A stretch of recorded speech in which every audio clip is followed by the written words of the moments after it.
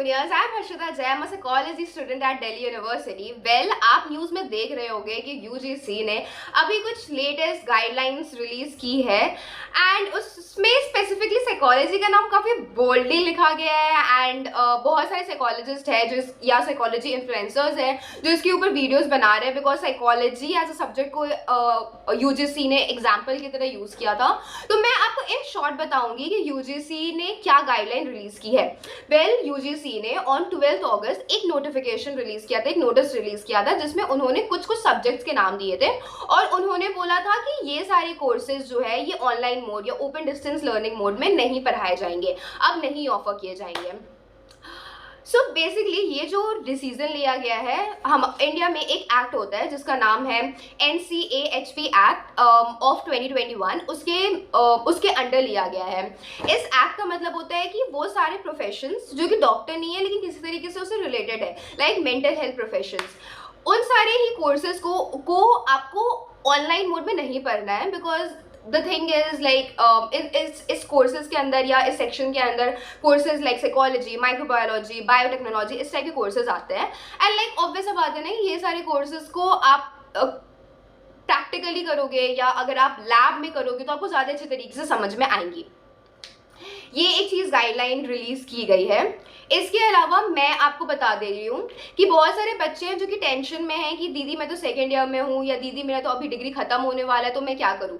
सी, अगर आप second year में हो, अगर आप थर्ड ईयर में हो या आपकी पढ़ाई खत्म हो गई है तो आपको इससे कोई फर्क नहीं पड़ेगा, आपका डिग्री इज वैलिड। लेकिन अगर आप उन स्टूडेंट्स में से हो जिन्होंने इसी ईयर यानी कि 2025 में जुलाई या अगस्त के टाइम पे एडमिशन लिया था, तो हाँ, यूजीसी ने ये क्लियरली मेंशन कर दिया है कि वो सारे स्टूडेंट्स का एडमिशन विड्रॉ कर दिया जाएगा, यानी कि एडमिशन कैंसिल हो जाएगा और आपके पैसे रिटर्न कर दिए जाएंगे या फिर आप अपनी स्पेशलाइजेशन चेंज कर सकते हो। मतलब साइकोलॉजी हटा दो, साइकोलॉजी, माइक्रोबायोलॉजी, जो भी ऐसे कोर्सेज है उन सबको हटा दो एंड देन फिर आप दूसरे कोर्स में स्पेशलाइज करो।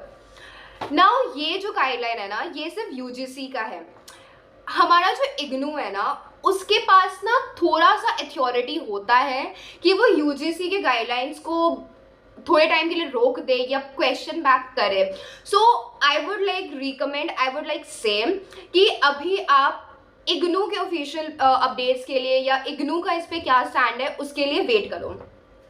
Now my stand on this, see the thing is open learning या फिर ऑनलाइन मोड वाले जितने भी कोर्सेज होते हैं ना, वो कोर्सेज इट्स लाइक मोबाइल में होते हैं। वो कोर्सेज आप 1 घंटा 2 घंटा बैठ जाओ एंड देन आपको एग्जाम्स हो जाएगा, खत्म हो गया।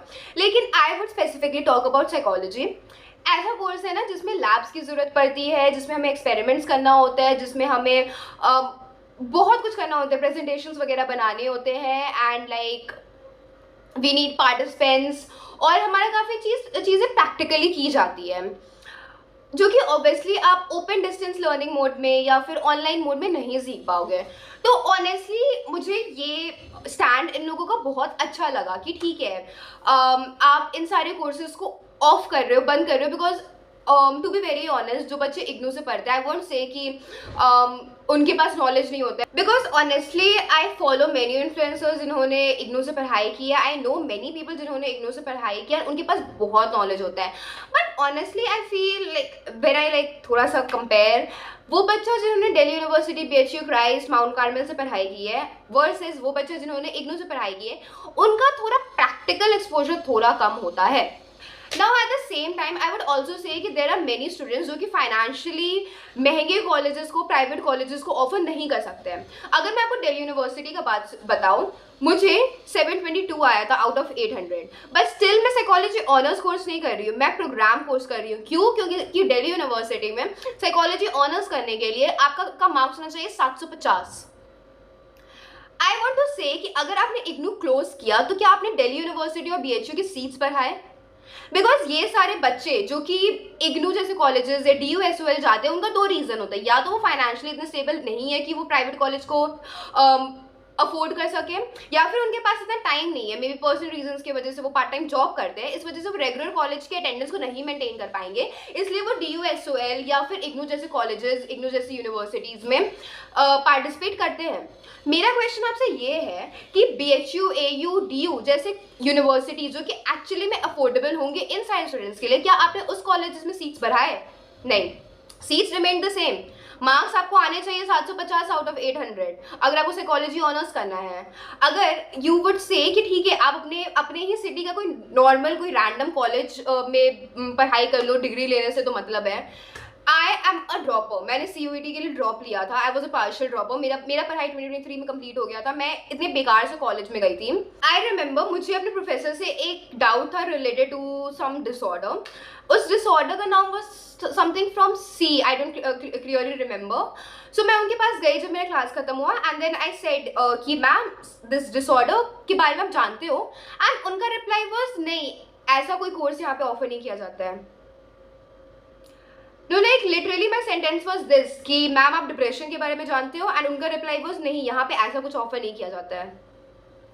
ये लेवल होता है प्रोफेसर्स का इन सारे जो थर्ड ग्रेड कॉलेजेस होते हैं ना, थर्ड ग्रेड यूनिवर्सिटीज होते हैं उसका। यहाँ पे आपको कोई प्रैक्टिकल एक्सपोजर नहीं दिया जाएगा, बिकॉज मुझे याद है मैं 1 साल जब तक थी वहाँ पे, हाँ मैंने एक्सपेरिमेंट्स किए थे जो कि काफ़ी फालतू से थे, और वहाँ के टीचर्स इतने अनकोऑपरेटिव होते हैं कि सब कुछ इतना प्रेशर में आके करना पड़ता है, be it assignments, be it practical, be it experiments, सब कुछ जब प्रेशर में आके करना पड़ता है कि एक्चुअली आपके दिमाग में कुछ नहीं जाता है। मैं वहाँ पे 1 साल थी, मैंने कुछ नहीं पढ़ाई की थी वहाँ पे, लेकिन हाँ मैं एग्जाम में टॉप करती थी। क्यों? क्योंकि मुझे बस रट के पास होना था।